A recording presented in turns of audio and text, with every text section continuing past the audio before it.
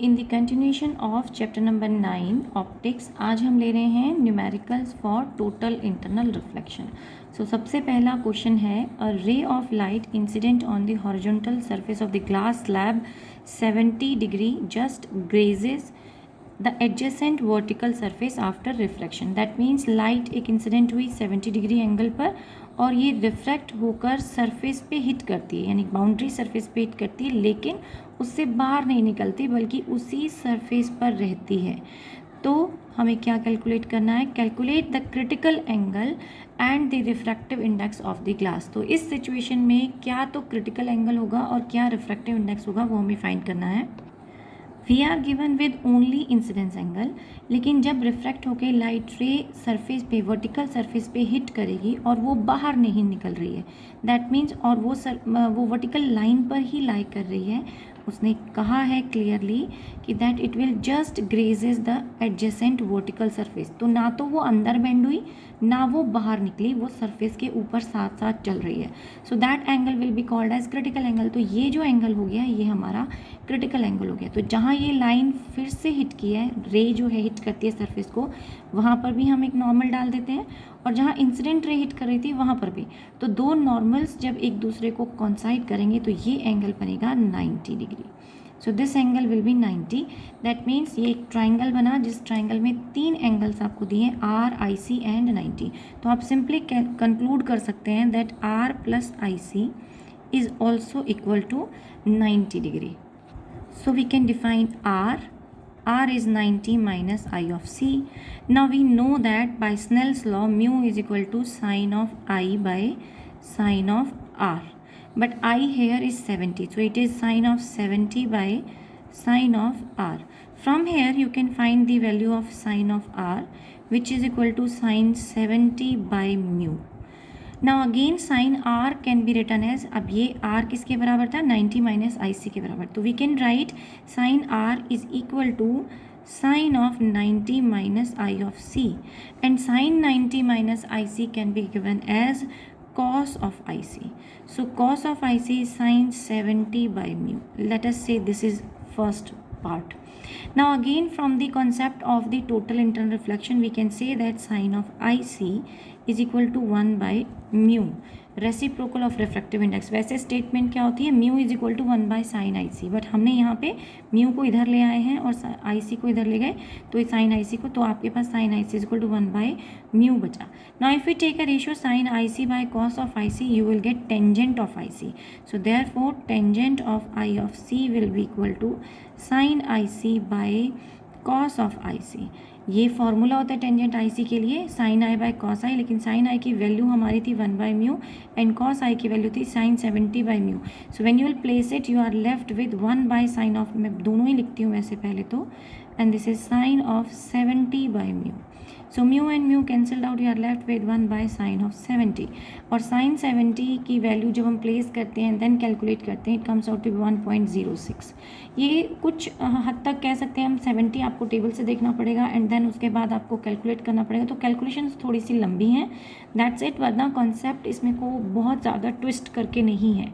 Now what they are asking, तो पहला part हमारे पास आ गया, we were suppose to find out the critical angle. तो critical angle tangent c i c हमारा 1.06 आया है।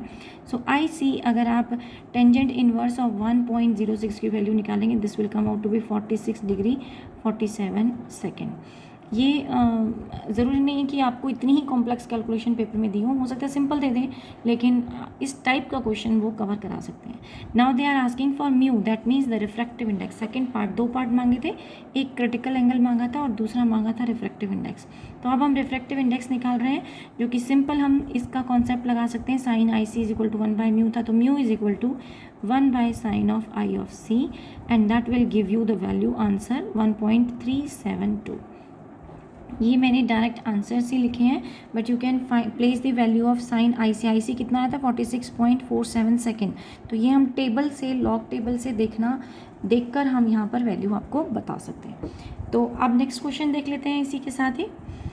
A point source of light S is placed at the bottom of the vessel containing liquid of refractive index 5/3. तो एक liquid हमने fill किया हुआ है कंटेनर के अंदर, कंटेनर आपको फिगर दिया हुआ है, and they are asking a person is viewing the source from the above the surface. तो एक पर्सन ऊपर से, यानी कि व्यूअर जो है वो यहाँ पर है, तो व्यूअर ऊपर से देख रहा है, तो व्यूअर जब देख रहा है तो उसके लिए टॉप से देखना शुरू किया उसने, और बॉटम पे क्या था, एक पॉइंट सोर्स था। तो यहाँ एक पॉइंट सोर्स ऑफ लाइट है जहाँ से लाइट निकल रही है। Now there is an opaque disc of radius 1 centimetre floating on the surface O lie above the S.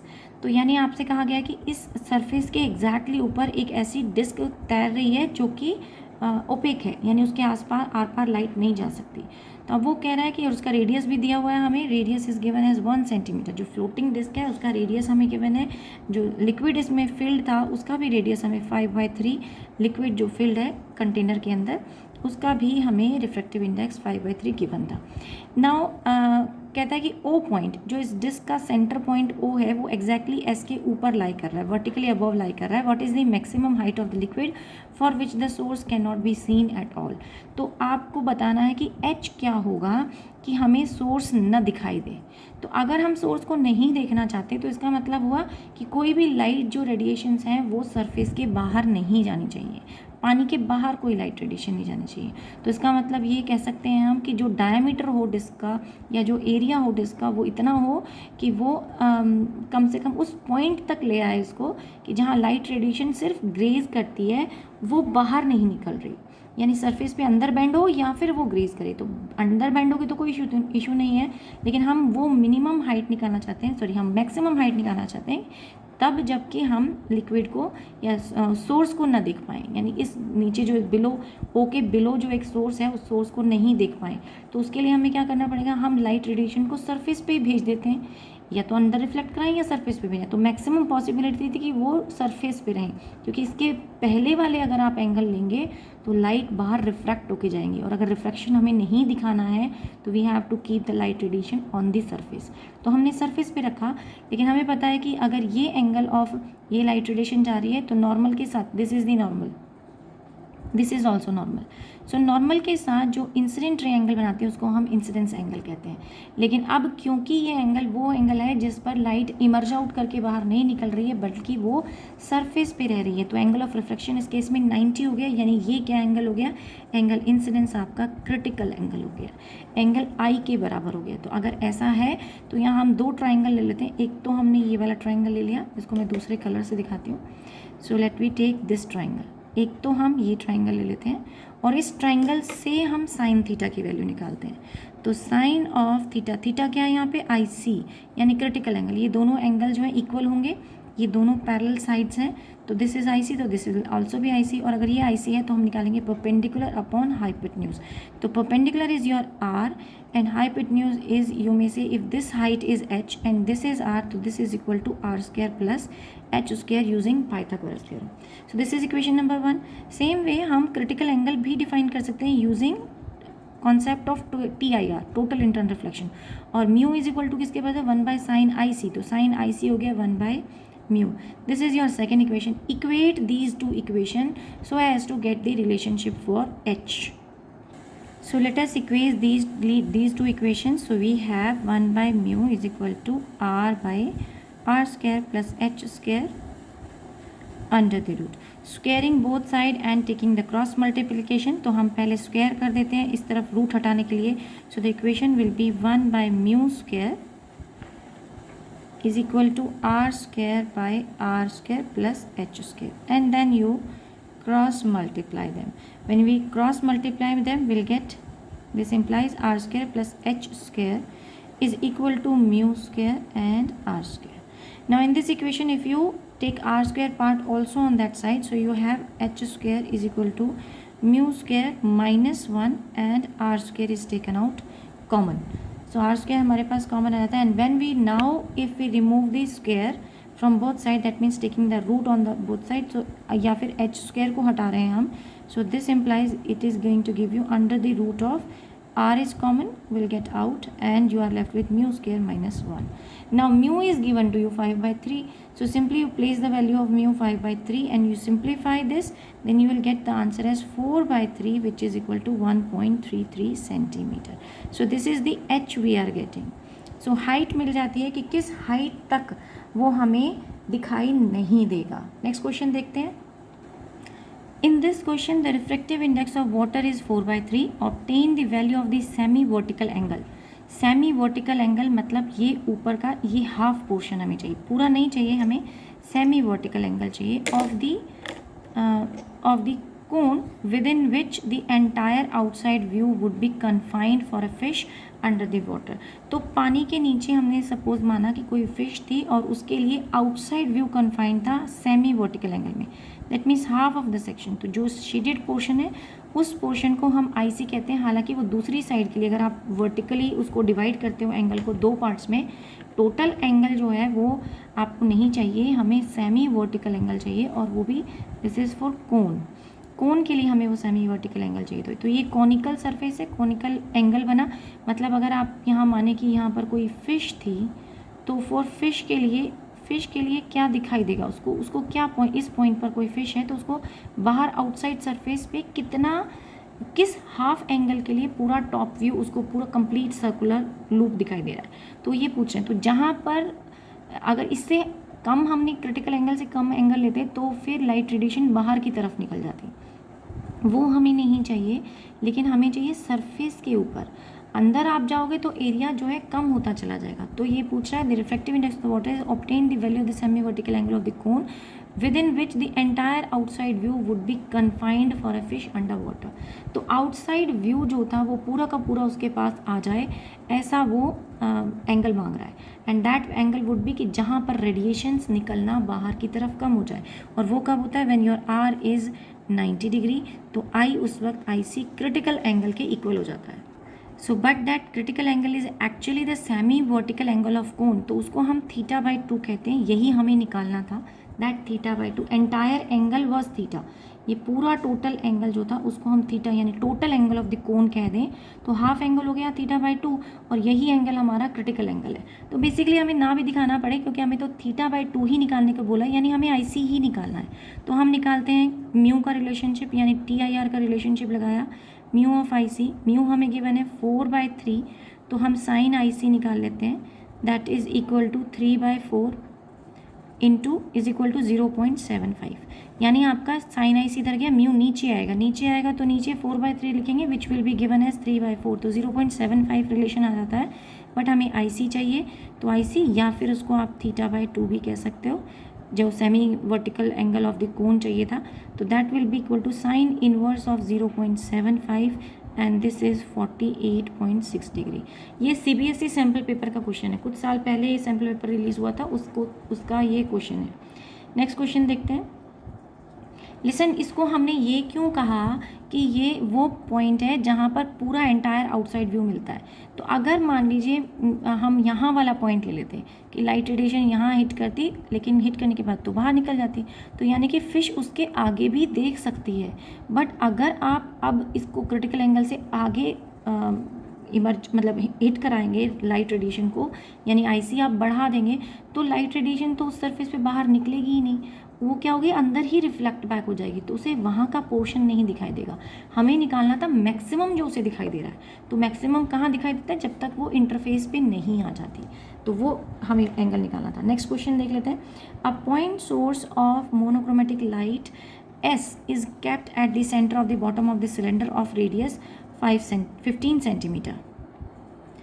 Draw the ray diagram and calculate the area of the water through which the light emerges in air.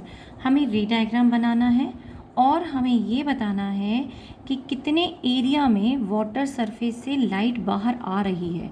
तो जहाँ नहीं आ रही वो कब होता है? वो होता है आफ्टर क्रिटिकल एंगल. तो हमने क्रिटिकल एंगल के बाद वो इंटरफेस पे रह जाएगी सिर्फ वो, या अंदर या उससे आगे बढ़ाओगे क्रिटिकल एंगल तो वो अंदर रिफ्लेक्ट होगी लेकिन बाहर नहीं आएगी. तो हमें आर रेडियस का एरिया निकालना है और एरिया कितना होगा जहाँ पर रेडिएशंस बाहर निकल रही हैं, that is below critical angle तक का एरिया. तो हम टोटल कॉनिकल एरिया है, हमें सरफेस एरिया निकालना है इसका रिंग का. तो हम निकालते हैं कि एरिया जो इन्होंने बोला area of the water surface हमें निकालना है, area of water surface. And क्योंकि ये सर्कुलर पोर्शन है so it will be pi R square. So that means we need R, and R को कैलकुलेट करने के लिए हम यहाँ टेंजेंट थीटा लेते हैं। टेंजेंट थीटा होता है परपेंडिकुलर अपॉन बेस। सो ये हमने यहाँ पे निकाला tangent of theta. Tangent of theta को क्या बोल रहे हैं, i C. So tangent theta is i c and we need to find out i c which is r by h. So this implies कि r is equal to h tangent of I c, वो r tangent of आई सी के बराबर आ गया। लेकिन अब हमें आई c चाहिए क्योंकि अब हमारे पास क्रिटिकल एंगल भी पता होना चाहिए, या हमें टेंजेंट आई सी की पूरे की वैल्यू चाहिए। तो tangent i of c can be written as sine of I C by cos of I c. अब साइन आई सी की वैल्यू चाहिए which we can calculate using sine I C is a critical angle which is equal to 1 by mu. Mu is given to you, mu आपको given है, let me check. Yes, question is talking about water. तो container में क्या था, water, तो हमें water का refractive index चाहिए विच इज़ 4/3। सो यहाँ हम सिंपली 4/3 पुट कर सकते हैं, तो हो गया 3/4। म्यू की जगह 4/3 पुट किया, so that will be 3/4। This is first part, but now we need cos of I c. Cos i c चाहिए जिसको हम लिख सकते हैं under the root of 1 minus sine square of I C. So i c की value अब हमारे पास 3/4 है, वो हम यहाँ पे प्लेस करें तो 1 माइनस 3/4 होल स्क्वायर और उसका भी under the root. When you simplify this you will get under root 7/4। तो अब हमारे पास साइन आई सी भी है, कॉस आई सी भी है, will place it back in the equation. Therefore tangent of I C is equal to sin IC is what 3/4 and cos IC is your under the root 7 नीचे की तरफ आ जाएगा, तो 4/7 which gives you 3/√7। अब दोनों चीज़ें आपके पास आ गई, यानी कि हमें यहाँ जो चाहिए था एरिया फाइंड आउट करने के लिए पाई आर स्क्वायर, तो आर में हमें एच टेंजेंट थीटा चाहिए था, टेंजेंट आई सी हम निकाल चुके हैं, एच आपको गिवन है 7 और ये दोनों को आपने यहाँ स्क्वायर करके प्लेस करना है। तो let us find out the area. So area will be pi into r square we need. R square is h square, tangent square IC, and pi will be remaining as it is. H is your 7 whole square.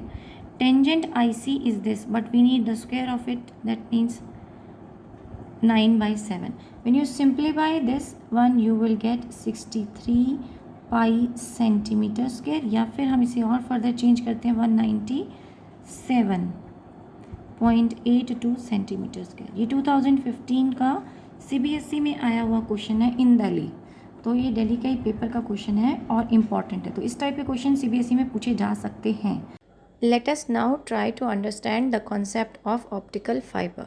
और optical fibre समझने से पहले मैं कुछ आपको decorative pieces के बारे में याद दिलाना चाहूँगी कि आपने मार्केट में देखा होगा कि आजकल तो बहुत मिलते हैं, ये मार्केट के अंदर लैंप्स की फॉर्म में मिलते हैं, उनके ऊपर कुछ फाउंटेन टाइप का पतले पतले स्ट्रॉज डाल दिए जाते हैं और उसमें जब आप लैंप में बल्ब ग्लो करते हैं तो पूरा बल्ब नहीं ग्लो करता, पूरा फाउंटेन जैसा शेप नहीं ग्लो करता, सिर्फ उनके टिप्स पे आपको लाइट दिखाई देती है। जो थिन स्ट्रैंड्स होते हैं प्लास्टिक के, उनके बीच में लाइट ट्रेवल करती हुई नहीं नज़र आती, बल्कि सिर्फ आखिरी टिप पर आपको लाइट फील होती है और वो ऐसा एक स्टार जैसा या एक फाउंटेन जैसा लुक देते हैं। You may see few optical fiber showpieces. ऐसे जो डिवाइसेस बने हुए हैं वो एक्चुअली क्या कॉन्सेप्ट पर बने हुए, वो ऑप्टिकल फाइबर के कॉन्सेप्ट पर ही बने हुए हैं। तो ऐसे फाउंटेन टाइप के जो ऑप्टिकल फाइबर हैं वो मार्केट में अवेलेबल हैं, वो चीपर इन रेट होते हैं, लेकिन एक्चुअल जो ऑप्टिकल फाइबर होता है वो किसका बना होता है, वो hair thin sized long strands होते हैं, हाई क्वालिटी ग्लास के क्वार्ट्स के, उनका एक बंडल बनाया जाता है, थाउजेंड्स ऑफ बंडल, मतलब लॉन्ग स्ट्रैंड्स कंबाइन करके एक बंडल बनाते हैं and then they will make the optical fibre. Optical fibre किस प्रिंसिपल पर बेस्ड होता है, टोटल इंटरनल रिफ्लेक्शन के प्रिंसिपल पर बेस्ड होता है। मतलब कि ये लाइट जब एंटर करती है तो वो डेंसर मीडियम में जाती है, डेंसर मीडियम से लाइट बाहर नहीं आ पाती और वो अंदर ही रिफ्लेक्ट होती चली जाती है। तो हम कह सकते हैं कि इसके दो पार्ट्स होते हैं मेनली, एक outer buffer coating third part है, लेकिन मेन जो है इसके दो ही पार्ट हैं, एक कोर एक क्लैडिंग। तो कोर क्या होता है, कोर के पास रिफ्रैक्टिव इंडेक्स जो है वो ज़्यादा होता है एंड जो बाहर वाली लेयर है जिसको हम क्लैडिंग बोलते हैं, क्लैडिंग के पास रिफ्रैक्टिव इंडेक्स कम होता है। तो क्लैडिंग लो रिफ्रैक्टिव इंडेक्स की है, यहाँ लिखा भी हुआ है क्लैडिंग लो रिफ्रैक्टिव इंडेक्स की है, एंड कोर जो है हाई रिफ्रैक्टिव इंडेक्स का होता है। तो हाई रिफ्रैक्टिव इंडेक्स है तो वो बन गया डेंसर। तो जो लाइट रेडिएशन डेंसर मीडियम यानी कि कोर में ट्रेवल कर रही होती है, वो जब इंटरफेस पे हिट करती है तो क्रिटिकल एंगल पर हिट करती है और वो आउटसाइड नहीं ट्रेवल कर पाती, बल्कि वो क्या करती है, अंदर ही अंदर रिफ्लेक्ट बैक होती रहती है। और इस तरीके से आपको आउटर एज पे यानी दूसरे एंड पे लाइट रेडिएशन यानी सोर्स जो इनिशियली इंसिडेंट सोर्स था वो सेम एज इट इज़ आपको दूसरे एंड पे, स्ट्रॉ के दूसरे एंड पे मिल जाता है। यहाँ मेन पार्ट होता है कि जिस एंगल पे आप लाइट रेडिएशन को अंदर इंसिडेंट करा रहे हो तभी वो क्रिटिकल एंगल बनाएगी। अगर वो क्रिटिकल एंगल नहीं बनाती है तो फिर ये स्ट्रॉज काम के नहीं होते। यही मेन इफेक्ट होता है इनकी डिज़ाइनिंग का कि हम इनको इस तरीके से डिज़ाइन करें कि अंदर एंटर करने वाले लाइट रेडिएशन जो है क्रिटिकल एंगल पर इंसिडेंट करे और वो TIR का इफेक्ट क्रिएट कर सके। ये 3 पार्ट्स दिखाए हुए हैं यहाँ पे, एक सेंट्रल पार्ट जिसको हम कह रहे हैं कोर, दूसरा पार्ट जिसको हम कह रहे हैं क्लैडिंग, एंड थर्ड पार्ट जिसको हम कहते हैं बफर कोटिंग। कोर और क्लैडिंग का रोल तो हमें समझ में आ गया कि कोर का रोल क्या है, क्लैडिंग का रोल क्या है। कोर क्या है, जिससे आप इंसिडेंट रेडिएशन यहाँ एंटर करेगी। जो भी लाइट सोर्स है, जिस भी चीज़ को आप ट्रांसफ़र कराना चाहिए, कम्युनिकेशन पर्पज़ के लिए भी यूज़ होता है, तो हम वेव्स की फॉर्म में भी रेडिएशंस भी भेज सकते हैं, वेव्स भी भेज सकते हैं, तो सिग्नल्स भी भेज सकते हैं। इसके क्रॉस ऑप्टिकल फाइबर इन सभी कामों में यूज़ होता है। तो ऑप्टिकल फाइबर का कोर का काम क्या है, कोर हाई रिफ्रैक्टिव इंडेक्स की है, क्लैडिंग लो रिफ्रैक्टिव इंडेक्स की है। तो जो लाइट रेडिएशन डेंसर से रेयरर में जाने की कोशिश कर रही होगी वो क्रिटिकल एंगल पे अंदर बेंड हो जाएगी और TIR सफ़र करेगी, and then multiple TIR suffer करके वो after at the end of the straw या at the end of the optical fibre वो वहाँ से इमर्ज आउट करेगी। बफर कोटिंग का काम ये है कि हमने ये तो इंश्योर कर लिया बाय द कोर और by making the critical angle कि कोई भी लाइट रेडिएशन कोर से क्लैडिंग में एंटर नहीं करेगी, लेकिन कोर के अंदर भी ना जाए, वो काम करने के लिए बफर कोटिंग है। यानी आप ये चाह रहे हो कि बाहर से आने वाली रेडिएशंस जो है वो इस पूरे अंदर वाले सिस्टम को आइसोलेट कर सकें, और उसके लिए हम यहाँ पर बफर कोटिंग प्रोवाइड करते हैं ताकि बाहर से कोई लाइट रेडिएशन अंदर ना एंटर कर सके। अब किस किस का क्या बना होता है, कोर को हम बनाते हैं हाई क्वालिटी ग्लास से, सिलिकॉन से, प्लास्टिक से भी बनता है। जो मार्केट में मिलते हैं शो पीस वो जनरली प्लास्टिक के होते हैं और उनकी इंटेंसिटी, उनकी क्वालिटी बहुत अच्छी नहीं होती, वो सिर्फ डेकोरेशन पर्पज़ के लिए बनाए जाते हैं। लेकिन इनको हम मेडिकल लाइन में भी यूज़ करते हैं, लेज़र बीम ट्रांसफ़र करने के लिए भी, कम्युनिकेशन पर्पज़ के लिए भी। तो उन सभी के लिए आपको हाई क्वालिटी चाहिए, हाई क्वालिटी ग्लास लगाइए, क्वार्ट्ज फाइबर बनाइए, सिलिकॉन बनाइए। तो इन सब का सिलिका इन सब का बनता है। लेकिन एक और रीज़न भी मुझे यहाँ पे क्लिक हो गया कि बफर कोटिंग का एक और रीज़न भी है। As we are making of thin strands का बना रहे हैं तो बहुत ही डेलिकेट चीज़ हम इसमें यूज़ कर रहे हैं, उसको प्रोटेक्शन देने का काम भी बफर कोटिंग करती है। वरना आप इन्हें बेंड ही नहीं कर पाएंगे, या आप हल्का सा भी इनके ऊपर प्रेशर पड़ेगा तो they will break, so optical fibre टूट सकता है। तो ऐसी सिचुएशन से बचाने के लिए भी हम बफर कोटिंग का यूज़ करते हैं। तो कोर क्या है, कोर सराउंडिंग है, या तो ये ग्लास का बना होगा या प्लास्टिक का बना होगा, लेकिन जो भी हो, जिस भी तरीके का ग्लास यूज़ करें, प्लास्टिक यूज़ करें, लेकिन इसकी रिफ्रैक्टिव इंडेक्स हमेशा कोर से कम रहेगी। बफर कोटिंग सेफ्टी प्रोवाइड करती है, स्ट्रेंथ प्रोवाइड करती है। क्लैडिंग जो है is enclose in the plastic jacket, यानी कोर और क्लैडिंग को, कोर एंड क्लैडिंग को हम प्लास्टिक जैकेट के अंदर, तो ये प्लास्टिक जैकेट जो है वो क्या है, वो बफर कोटिंग है। तो बफर कोटिंग प्लास्टिक जैकेट की तरह काम करती है। Now here are the applications of optical fibre. Medical field में यूज़ होता है, ट्रांजिट करता है विदाउट एनी, यूज़ भी है, एप्लीकेशन भी है। इसका यूज़ क्या है, use to transmit light without any loss of intensity.